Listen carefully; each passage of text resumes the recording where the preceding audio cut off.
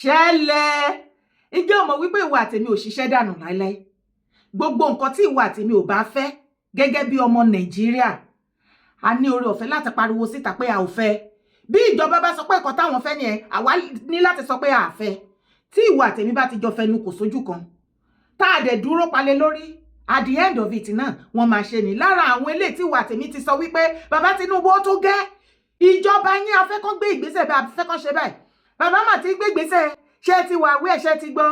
mo kí ẹ kú oríire mo yọ̀ fún yín mo yọ̀ fúnra mi mo yọ̀ fúnra mi mo yọ̀ fún yín ẹ ti gbọ́ alákú oríire ó yá kọ́kọ́ kí rẹ kú oríire náà pààrọ̀jọ́ dànù àṣìṣe dànù ọ̀rọ̀ yìí eyín bọ̀rọ̀. Tinubu expand army to 12 divisions, approve 28,000 recruits.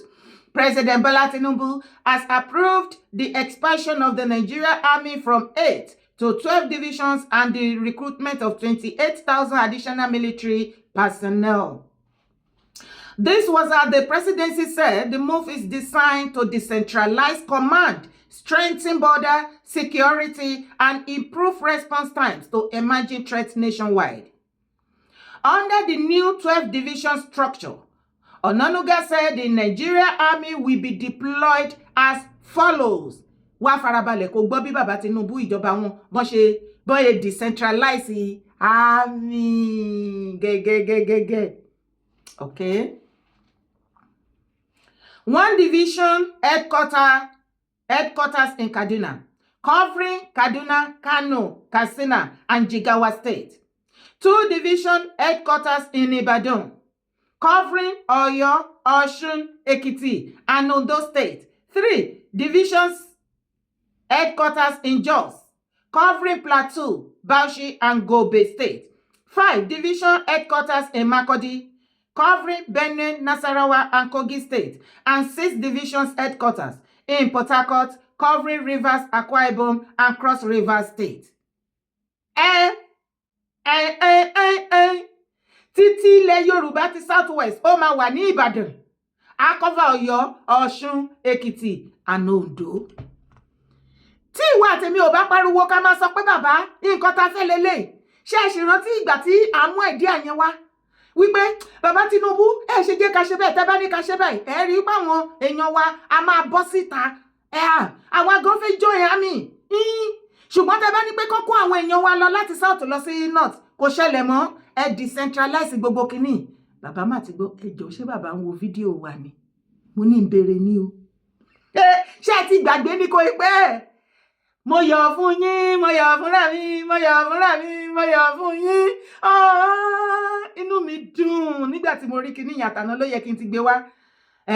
ọwọ́ dì ní ẹ má bínú àtàná ni inú mi kàn ń dùn ní ó kàn ń dùn ní ó kàn ń dùn ní a kú oríire tẹ̀lé mi wá wo fídíò. Èmi ò fọwọ́ sí pé kárí báńdíìtì tó pè bọ́ lọ́wọ́ káwá pa àfẹ́ mu láàyè o. Tàbá fọwọ́ ara a bá fi wọ́n sowọ́pọ̀. Ètò ìjínigbé tí wọ́n jí wa gbé yẹn ó máa dópin pátápátá. Torí pé àwọn tí ń ṣajínigbé yẹn àwọn báńdíìtì yẹn kìí ṣe pé wọ́n dé àwọn ọmọ ìlú kan náà fún wọn lọ́wọ́.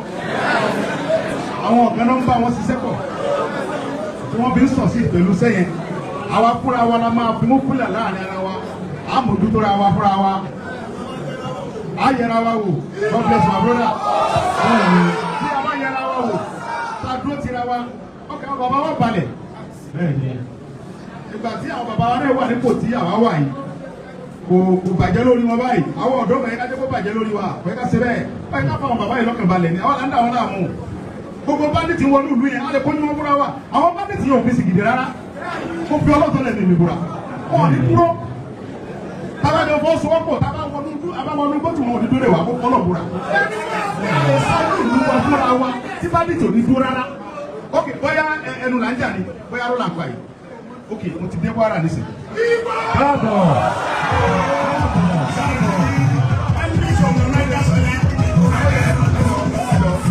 Mo dẹ̀ mọ̀ wípé gbogbo wa sì pátápátá wà ní wàá nísìn. Gbogbo lajà rẹ ti ń dẹ́rù bàwọ̀ rẹ bí. Èmi mọ̀ wípé gbogbo èmi ni bàbá Adébábá náà Adébábá náà.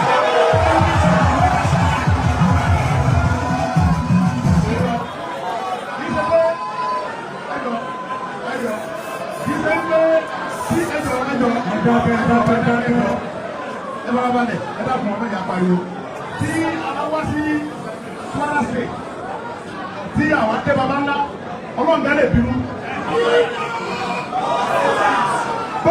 Ẹrù kú yẹn ìgbà tí mo bọ̀ láti Kogi mo yà bẹ̀ bọ̀ á tún túbẹ̀ ní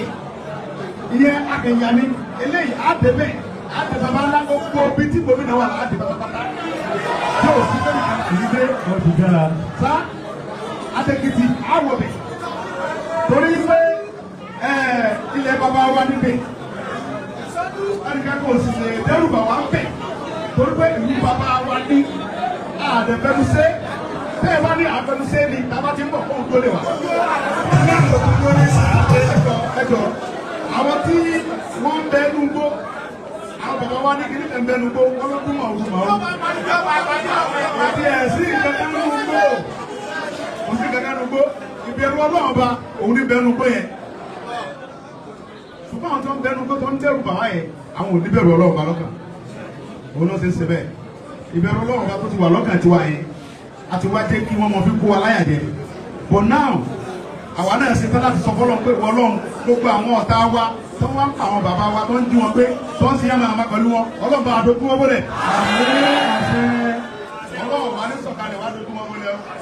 àwa fúnra ara wa ní kẹ́kẹ́ kájọ fọwọ́sowọ́pọ̀ ká fi àwọn bàbá yìí lọ́kẹ́ balẹ̀ o gbogbo wọn tí ọwọ́ rẹ̀ ọ̀bá mọ́ lórí ìrìn àjò bandits ní Kwara State bóyá kọ́ mọ́ sá lọ sí Kogi o torí pé ẹnikẹ́ni tí a bá trace tí a bá gba owó ẹ̀ níbi ètò bandits nípínlẹ̀ Kwara ní gbogbo gómìnà bíbá yìí á bandits wọn náà ní o.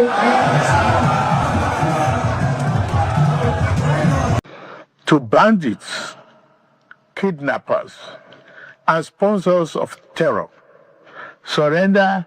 or face the full force of the Nigerian state. These windows of surrender will not remain open forever. No mercy will be shown to those who trade in blood of Nigerians. Adéyẹmọ Ìgbòho ẹ̀rù bọ́mọ Adéyẹmọ bẹ́rù bàbá yín ni ẹ wí o ẹ̀rù bọ́mọ Adéyẹmọ Ìgbòho ẹ̀rù bọ́mọ Adéyẹmọ. ọ̀rọ̀ tí ìdójú ọ̀rọ̀ ni nání erin kò kì í fọkọ́mọnú ẹ̀fọn bàbá Tinubu ń fọn Ìgbòho ń fọn erin ń fọn ọmọ ẹ̀ ń fọn everybody máa fọn níbi tá a bá dé. ọ̀rọ̀ ilẹ̀ Yorùbá là ń sọ àlàáfíà ilẹ̀ Kóòtù Àjíire là ń sọ bẹ́ẹ̀ ni ìran baba ńlá baba tèmi gbogbo wa níbi tọ́rọ̀ ń lọ gbogbo wa la máa fọ́n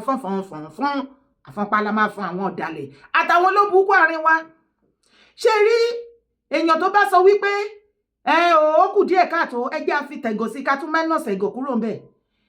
ìrìn àjò tẹ́ lọ ní Kwara àti láti ọba tó gbà yín lálejò àti gbogbo àwọn ìjòyè àtàràlú èyí yẹ yín ó yẹ bó ṣe yẹ wọ́n ní Kwara náà ló yẹ ṣe Sunday Adéyẹmọ Ìgbòho tó jẹyọ gbogbo wa papọ̀. ẹ ṣe gan ni ẹ kú àlejò wa àmọ̀rẹ́ kábíyèsí àtàwọn olóyè yín àti gbogbo aráàlú tí wọ́n bọ́ síta tí wọ́n tún yáyá láti wáyé ṣe Sunday Adéyẹmọ Ìgbòho tí wọ́n wáyé wọn sí àti kábíyèsí àtàwọn olóyè aráàlú tẹ́ gbà wọ́n lálejò. On behalf of gbogbo àwọn original ọmọ Kóòtù Àjíire tá wà lókè òkun à ń sọ wípé ẹ ṣe gan ni ẹ kú àlejò wa àmọ̀rẹ́. bẹ́ẹ̀ ni ọ̀rọ̀ Kwara yìí ó tàpérò ẹ̀yin ọmọ ìran mi. ṣé mọ̀ wípé àwọn Fúlàní ti gba Ìlọrin mọ́ wa lọ́wọ́ tá ṣe ń fàfáǹfà. tẹ bá wá jókòó tẹ farabalẹ̀ ẹ rí wípé ọ̀rọ̀ wọn kidnap lónìí wọ́n attack church àbí wọ́n dáná sun odidi street lọ́la ó ti wá di lemọ́lemọ́ ní Kwara wọ́n ti wá fẹ́ sọ di bíi ti northern part of Nigeria. tẹ́bádé wá wo ọ̀pọ̀lọpọ̀ ibi tí wọ́n ti pa wọ́n àti gbogbo villages tí wọ́n ti sá kúrò ńbẹ̀ tó empty sìn ẹ rí wípé àwọn ibi tí àwọn ọmọ Yorùbá tí wọ́n tẹ̀dó sí ni àwọn ibi tí ọba Yorùbá wà àwọn ibi tí ojúlówó ọmọ Kóòtù Àjíire tí wọ́n wà tí wọ́n ń gbé kò fi bẹ́ẹ̀ sí Fúlàní mi ò rí pé Fúlàní pọ̀ lérí àwọn gbogbo bẹ̀ yẹn wọ́n ti discover solid minerals ńbẹ̀ wọ́n fẹ́ lé gbogbo àwọn èèyàn tó wà ńbẹ̀ yẹn wọ́n fẹ́ lé wọn kúrò ńbẹ̀ pátápátá wọ́n wá bẹ̀rẹ̀ sí ní kó Fúlàní wá bẹ̀ wọ́n á kó Fúlàní wá bẹ̀ àfàìmọ̀ kó má lọ́wọ́ China lọ nínú àwọn Chinese àti gbọ́ àbó tí ìgbọ́ ni láìmọye ìgbà wípé wọ́n máa ń kó owó fún àwọn bandits àwọn terrorists láti lọ máa pa àwọn èèyàn anywhere tó bá ti discover mineral resources tí wọ́n fẹ́ máa wakùsà ń bẹ̀ wọ́n á máa kọ́kọ́ jí wọn gbé níní èjì pa wọ́n láti lè dẹ́rù bà wọ́n tó bá wá rí wípé wọn ò fẹ́ kúrò ń bẹ̀ ẹ ti mọ bó ṣe máa ń ṣe náà bí kán yabò wọ́n lóru kán pa wọ́n kán dáná sun wọ́n ní church kán lé àwọn kan wọgbó kán dáná sun wọ́n mọ́lé bíi ti Benue ẹ rí wípé area ibi tí Yorùbá fọ́ọ̀lù sí jù ní Kwara ibẹ̀ ni wọ́n operate tó ti ń lé wọn tó já sí wípé wọ́n fẹ́ expand Ìlọrin kúkú gba gbogbo Kwara wọ́n fẹ́ gba gbogbo Kwara pátápátá kì í ṣe Ìlọrin nìkan náà fẹ́ gbà mọ́ sìn wọ́n fẹ́ gba the whole of Kwara ṣẹ̀ráyé ṣáwọn ọmọ Yorùbá ṣáà rí wípé gbogbo ibi tí wọ́n ti ń pa àwọn èèyàn gbogbo villages tó ti wà empty ní Kwara Yorùbá ló dominate ibẹ̀ àwọn Yorùbá ló pọ̀ jù ń bẹ̀ kì í ṣe Fúlàní kì í ṣe àwọn nọ́dẹ́nà àwọn ọmọ Yorùbá ọba Yorùbá ṣe bẹ́ẹ̀ rí nǹkan tí wọ́n fi ojú àwọn ọba Yorùbá tí wọ́n fojú wọn rí ní Kwara bẹ́ẹ̀ nítorí wípé ọba tó bá ti jẹ́ ti Yorùbá tí ò bá ti gbà láti forí sí abẹ́ Emir Ìlọrin wọ́n á fìtìná tí ayé ẹ̀ àṣẹ wọn ò ní jẹ́ kó múlẹ̀ gbogbo nǹkan tó yẹ kó jẹ́ ẹ̀tọ́ títẹ̀ wọ́n á fi dùn at the end of it wọ́n á marginalize ẹ̀ gbogbo nǹkan tó bá ṣẹlẹ̀ nípa ìlú pátápátá tó yẹ kó láṣẹ lórí àbí kó mọ̀ nípa ẹ̀ wọn ò ní jẹ́ kó wà kò ní mọ̀ kankan ní orí ilẹ̀ bàbá wa ọ̀rọ̀ yìí ti ń fàpérò kẹ́dẹ̀ máa wá wò ó ṣé mo wí pé àwọn ọmọ OPC sìn mo ṣe ṣó yẹn ní ọjọ́ Sunday wípé mo bá Comrade Adésínà Akínpẹ̀lú lára àwọn New Era faction OPC wọ́n jẹ́ kó yé mi wípé àwọn OPC New Era àwọn kọ́ ni wọ́n bá ṣe Sunday Adéyẹmọ Ìgbòho jà ní online OPC bàbá Ifásẹ̀hùn ẹ ti mọ̀ fashion tiwọn náà wọ́n ní kì í ṣe OPC tọ̀dọ̀ tiwọn náà dá wàhálà lẹ̀ online wọ́n ní ká máa là á wípé ní OPC tá a bá rí online tó ń constitute nuisance wípé OPC Gani ni kò tún sí ẹni ọ̀dà OPC mọ́ ṣe wá rí ẹ̀yin èèyàn mi ẹ̀yin brothers ní tẹ̀ǹtẹ̀lé ṣe Sunday Adéyẹmọ Ìgbòho ẹ̀yin ni mo tún fẹ́ bá sọ̀rọ̀ díẹ̀ o Gani gangan òun ló ń gbógun ti ilẹ̀ kóòtù àjíire ilẹ̀ Yorùbá òun la need kì í ṣe àwọn ìṣínwẹ́rẹ́ àwọn jòbòyó tó ń kó sọ̀rọ̀ online kò sọ̀rọ̀ lẹ́nu àwọn yẹn ẹ̀yin brothers ní tẹ̀ǹtẹ̀lé ṣe Sunday Adéyẹmọ Ìgbòho ẹ be calming down Ìgbòho dá ìrù ẹkùn sílẹ̀ private security organization àbí group kì í ṣe tọ́gìrì ló dá sílẹ̀ mo notice àwọn nǹkan kan ẹni àùtì tí Ìgbòho bá ti ń lọ ẹ wá àwọn èèyàn láyìíká yín sí gbà mí kí wọ́n máa bá yín coordinate Ìgbòho ń ṣe NURTW chairman ní ayé ìgbà MC Olúọmọ tó jẹ́ Lagos State NURTW òun ni gbogbo rọ̀tìrọ̀tì ìdẹ̀tí àná àfẹ̀dọ̀ lórí ọ̀rọ̀ èrò ìjà ni tó kó àwọn ọmọ Yorùwùdù sí inú ìjọba ẹ̀ gbogbo ẹ̀ ń lọ gbóngbóná lálálá ojoojúmọ́ wàhálà ìdààmú ariwo gèè mo mọye fídíò tí mo ṣe táwọn wá pè mí pé kí jọ kí bá wọn pariwo síta kọ́ má tún para wọn ẹjọ́ àtìgbà tí Sego tó ti take over ṣé kìí ṣe the same NURTW tí MC Olúọmọ tó ṣe chairman òun ni Sego náà wà ń bẹ̀ bó tilẹ̀ jẹ́ wípé ìjà wà láàrin wọn náà bọ́ ariwo yẹn ó wálẹ̀ ẹ rí pé everywhere calm ẹ̀yin tẹ̀ǹtẹ̀lé ṣe Sunday Adéyẹmọ Ìgbòho ẹ wà ẹ kìí ṣe tọ́ọ̀gì náà ẹ̀ ń ṣọmọ union àwọn ọmọ union àwọn tọ́ọ̀gì gan wọ́n ti ń calm down wọ́n ti ń apply sense wọ́n ti ń behave normally kí ló dé tẹ wá sọ̀rọ̀ yín di current talk. Ìgbòho ọ̀ṣà Ìgbòho mú microphone dání ó wà ní palace ó ń address àwọn kábíyèsí àti àwọn àgbààgbà tó wà ń bẹ̀ ẹ jẹ́ kó rọ́rọ̀ sọ. bí ọ̀rọ̀ ṣe ń ká wọn lára láti sọ ọ̀rọ̀ láti ṣe àlàyé ìdí tí wọ́n ṣe wá ẹ jẹ́ kó rọ́rọ̀ sọ. bóyá ń sọ̀rọ̀ yẹn lẹ́kọ́ sí wọn lẹ́nu Ìgbòho òòṣà ṣé fẹ́ máa fi ṣe competition wípé lóògùn ọ̀fẹ́ o náà ẹ nídìí gbogbo yẹn ẹ kò fẹ́ sọ di nuisance ni tẹ́ ẹ bá continue láti máa ṣe kinní ẹ má jẹ́ kí wọ́n kí gọ́ọ̀mẹ̀ntì kẹ̀yìn sí ìrù ẹkùn fún Ìgbòho ṣe Sunday Adéyẹmọ bá mi mo tún yìí tún sọ ẹ máa bá mi bá àwọn bọ́ìsì tó ń tẹ̀lé yín sọ̀rọ̀ ẹ jẹ́ kí wọ́n mọ̀ pé kì í ṣe tug private security yín ẹ jẹ́ kí gbogbo àwọn tó wà meaningful kan bá yín dá sí sáà bí wọ́n ṣe ṣe nínú Yorùbá nation lélẹ́yìí tó máa pariwo Ìgbòho iṣẹ́ tẹ̀síwájú Ìgbòho kọ́ ló ní Yorùbá nation gbogbo àwọn àgbààgbà àtọ̀pọ̀lọpọ̀ tó yẹ kán bá wa dá sí wọ́n sá sẹ́yìn wọ́n nítorí pé gbogbo wa pariwo Ìgbòho ló ní ìlú ẹkùn ṣó yẹ kẹsọ́ di rádaràdà mọ́ lọ́wọ́ àwọn ọmọ union tó máa ń ṣe ọ̀rá ìsà tó máa ń ṣe oríṣiríṣi Lagos State wọ́n kó wọn ní ibo ní Ọ̀ṣun state nsìn àwọn NURT tó wà ńbẹ̀ bàbá Ìmọ̀lẹ̀ sọ pé for now àwọn gbẹ́sẹ̀ lé kò gbúdọ̀ sí nǹkan tó jọ bẹ́ẹ̀ ẹjọ́ ṣé ẹ̀yin tẹ́lẹ̀ fẹ́ dáàbò bo aráàlú bẹ́ẹ̀ ṣe ń ṣe káàkiri tẹ̀lé Ìgbòho ṣé ẹ máa jẹ́ káwọn èèyàn kan rí yín kan fojú dáadáa wò yín ṣá wọ́n á máa wò wípé constitute nuisance ni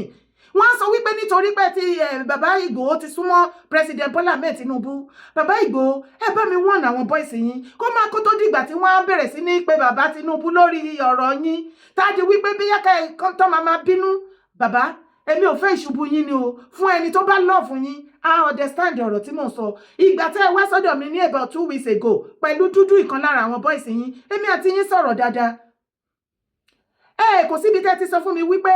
tọ́ọ̀gì òun ní ọ̀rọ̀ ìlú ẹkùn àbí anything bí everything ṣe máa wà okay tó máa wà successful tó máa wà meaningful òun ní nǹkan tá a jọ ń sọ ìyẹn náà ni mo dẹ̀ fẹ́ kẹ́ mú lò bá mi ẹ ṣé gan ni ọlọ́run àtúbọ̀ máa kún yín lọ́wọ́ bẹ́ẹ̀ ṣe ní ìfẹ́ ìran Yorùbá ọlọ́run á nífẹ̀ẹ́ yín jù bẹ́ẹ̀ lọ God bless you bàbá Ìgbòho ibẹ̀ ni kọ́kọ́ là ń lọ ṣe ti gbọ́ àṣírí tó tú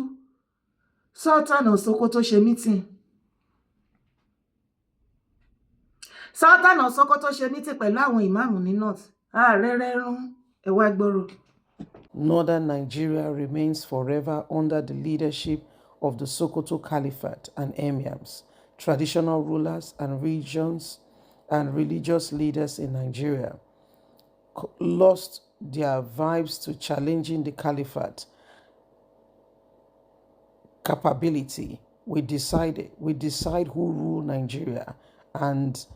be military leaders. No one from Nigeria dares to challenge our supremacy since the creation of Nigeria by European colonial masters. But guess what? The eastern region moved out, and this is why the north is like this. Nigerian government under the Fulani British alliance has successfully claimed victory over years without these growth from eastern region elected into power as governors and appointed ministers. Known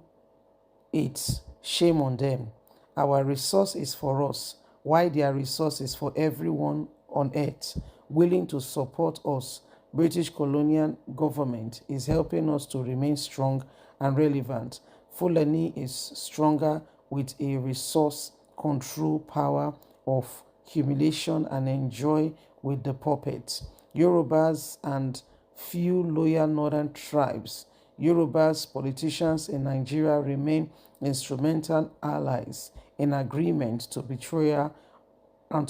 other tribes in southern region in reward for political seats. This is what we do. As we grow strategically, one day we will invade every region in Nigeria and complete the aim to establish Fulani Empire. Ilorin is under our control. Soon Ile-Ife, Lagos will join. We will work on that while the eastern region successfully divide into two, southeast and south-south. Christians in eastern region will be oppressed on our battle. Through tactic, hunger, corruption,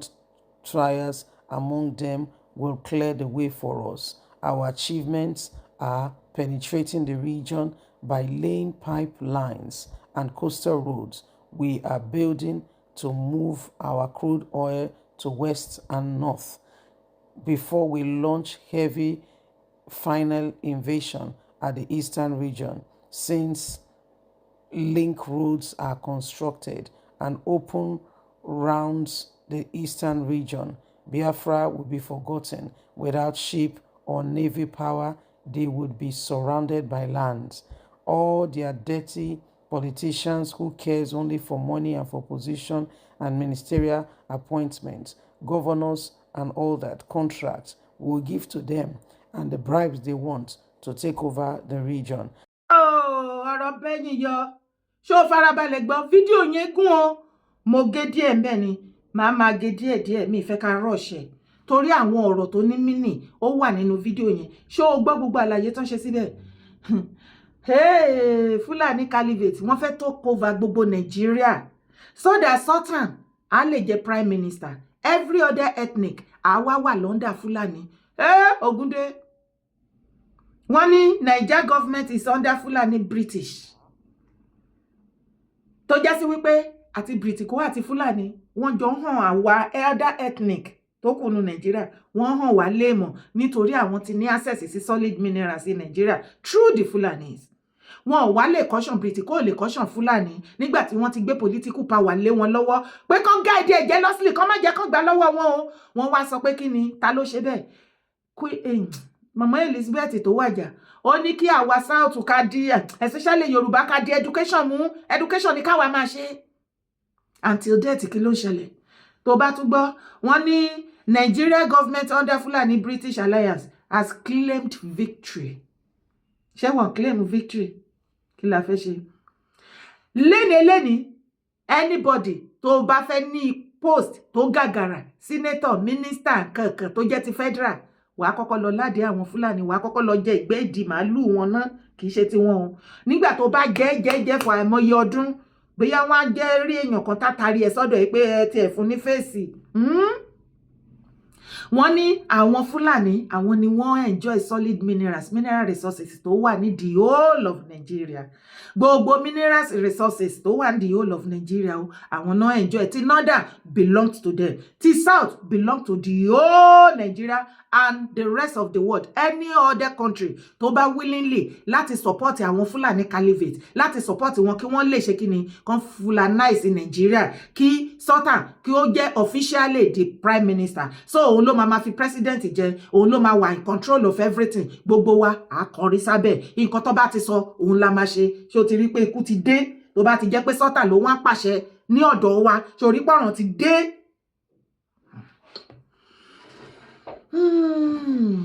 Àwọn ibì kan wà tí wọ́n sọ ń bibẹ̀ yẹn tí èmi wò pé ṣé ó rí bẹ́ẹ̀ ṣá wọ́n ní wọ́n ti mú Yorùbá ọ̀pọ̀lọpọ̀ ọmọ Yorùbá òun ló wà in connection pẹ̀lú wọn tó ló yà pẹ̀lú wọn láti betray other Southerners bí South East South àbí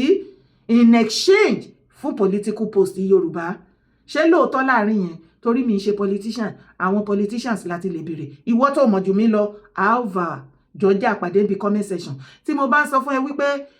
mi mọ fídíò ẹlòmíì but my video mo mọ̀ wípé àwọn èèyàn máa ń ka comment section